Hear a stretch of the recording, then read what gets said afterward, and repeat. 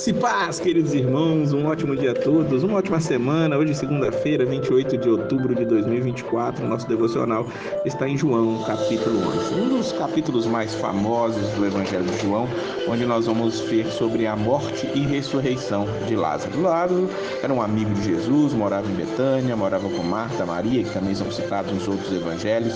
Lázaro, curiosamente, é citado somente aqui. E Lázaro, ele fica doente, Jesus recebe essa notícia e Jesus diz: essa doença não acabará em morte, é para a glória de Deus, para que o Filho de Deus seja glorificado por meio dela, diz o versículo de número 4. Quando eles resolvem ir até ali a região onde Lázaro onde estava doente, Jesus vai dizer para ele para os discípulos, que era para eles irem para lá, que o nosso amigo Lázaro adormeceu. Eu vou até lá para acordá-lo.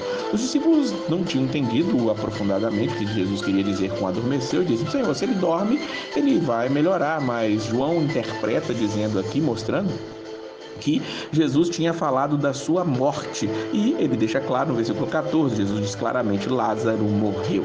É interessante que Jesus usa a palavra morte e dormir usando ali como sinônimos, é o que Paulo vai fazer depois também. Então sempre que a Bíblia fala dormir, não quer dizer que as pessoas estejam num sono, mas morreram realmente. E aqui eles tinham que voltar ali para uma região onde Jesus estava sendo perseguido, as pessoas queriam matar Jesus ali, e interessantemente Tomé, aquele que nós nos lembramos dele somente pela sua incredulidade depois da ressurreição de Cristo, nós vamos ver que Tomé, chamado Dídimo, disse aos outros discípulos, versículo 16, vamos também para morrermos com ele.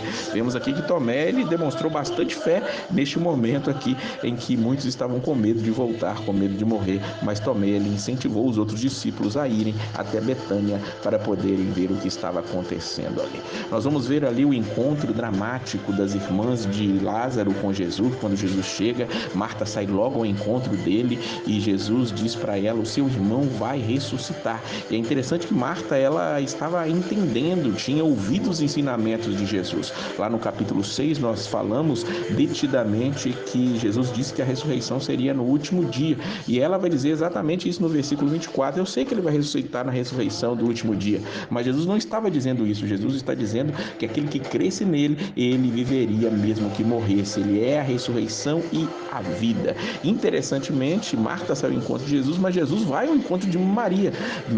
O mestre chama Maria.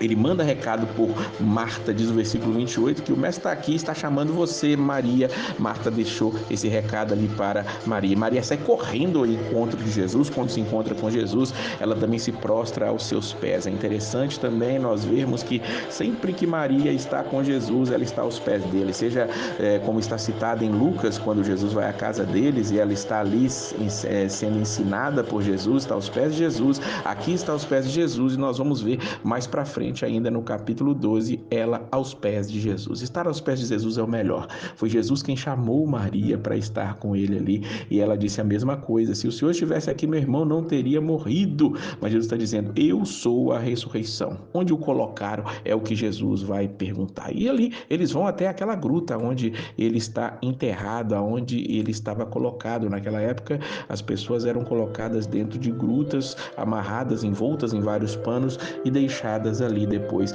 da sua morte. E aí, quando Jesus chega e pede para que a pedra seja removida, Marta vai dizer para Jesus: Senhor, ele já cheira mal, pois tem 4 dias que ele morreu. Jesus: Marta, eu não disse que se você cresce você veria a glória de Deus? E tendo dito isso, Jesus, ele grita: Lázaro, venha para fora. E é interessante que o morto se levanta e sai, e todos ficam maravilhados com aquilo que está acontecendo. Naturalmente, aquilo vai fazer muitos crerem em Jesus. Diz o versículo 45, muitos judeus que tinham ouvido visitar Maria, vendo o que Jesus fizera, creram nele. Mas algo assim que é incrível de perceber na época de Jesus era a cegueira de muitos. A religiosidade tinha cegado a muitos, tanto que o versículo 46 diz que eles foram contar aos fariseus o que Jesus tinha feito. Em vez dos fariseus estarem alegres, felizes por algo maravilhoso que está acontecendo, eles ficaram ali chateados. Diz o versículo 48 que eles começaram ali a pensar: se nós deixarmos, todos vão crer nele, e então os romanos virão e tirarão tanto o nosso lugar como a nossa nação. Os fariseus, os judeus, tinham medo dos romanos por causa das insurreições, por causa das disputas, por causa dos problemas que aconteciam. Qualquer motim, qualquer multidão que se aglomerasse, os romanos vinham e puniam, matando muitas pessoas, e eles estavam com medo disso. O sumo sacerdote ali, chamado Caifás, ele se levanta e diz: não percebem que é melhor que morra um homem pelo povo e não pereça toda a nação? Eles estavam ali dizendo: vocês estão dizendo que a nação vai ser destruída porque os romanos virão por causa deste homem, então vamos matá-lo, vamos acabar com ele. É melhor que um homem morra pelo povo do que toda a nação perecer. E é interessante que João, ele mesmo diz, ele disse isso, não de si mesmo, mas sendo sumo sacerdote naquele ano, profetizou que Jesus morreria pela nação judaica.